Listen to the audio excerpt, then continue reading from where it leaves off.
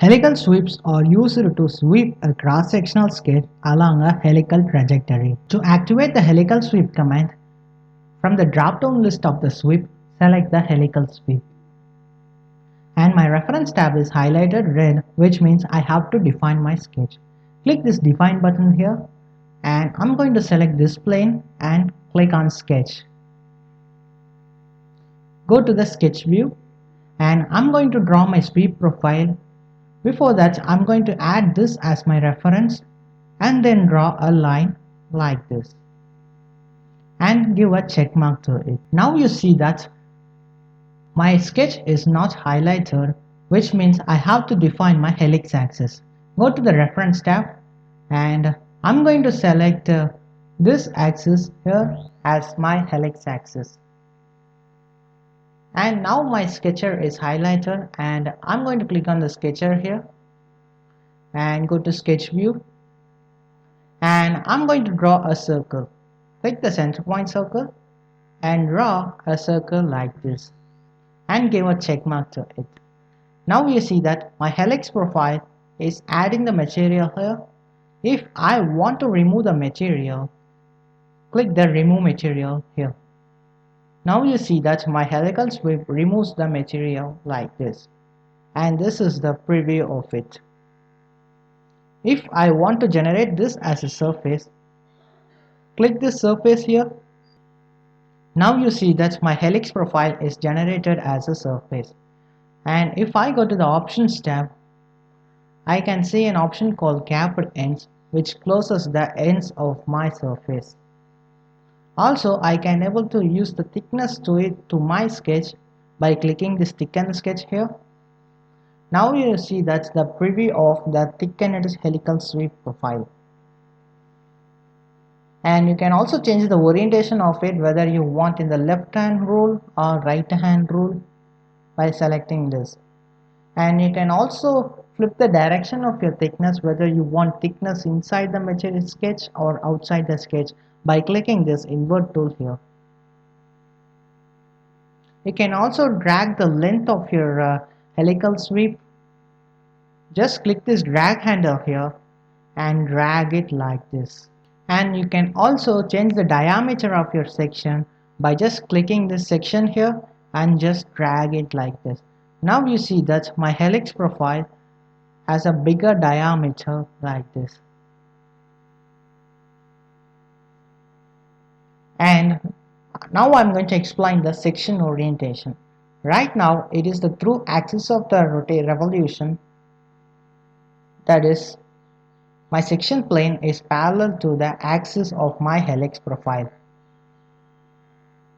And if I click this normal to trajectory, my section plane will be perpendicular to the helical trajectory.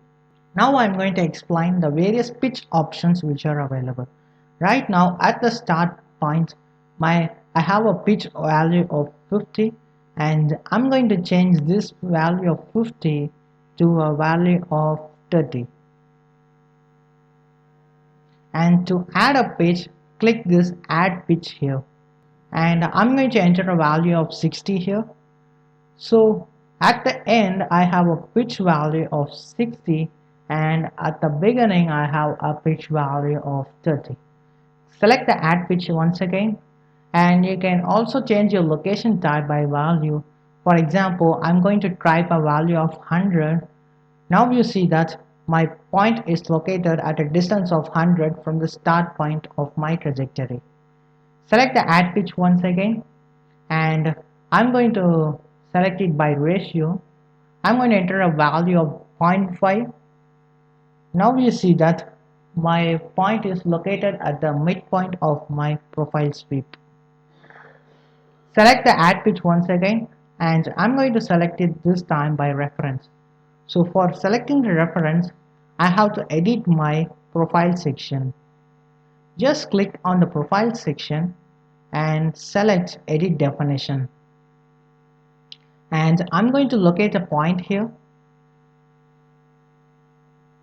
Select point, and I'm going to locate my point at here and give a check mark.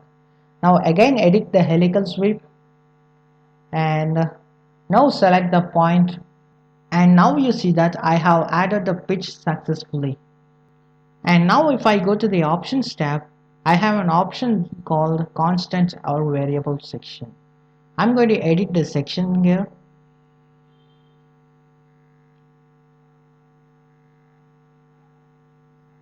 I'm going to vary this diameter length. So go to the relations tab. Now you see that my dimension has been converted from numeric form to symbolic form, and is equal to 30 plus 15. I'm going to add a sine function here. Click this f of x and select sine and double tap. Crash bar multiplied by 360 multiplied by 10 revolutions, and give OK. And now give a check mark. Right now you see that there is no changes applied here. To apply some changes, go to the options again. This time select variable. Now you see that my diameter has changed along the length of my helix profile. It is 30 at the beginning and varies along the length of my cross section. So this is the use of the helical sweep command. If you want to know about the crash bar equations, check out the video in the description box below.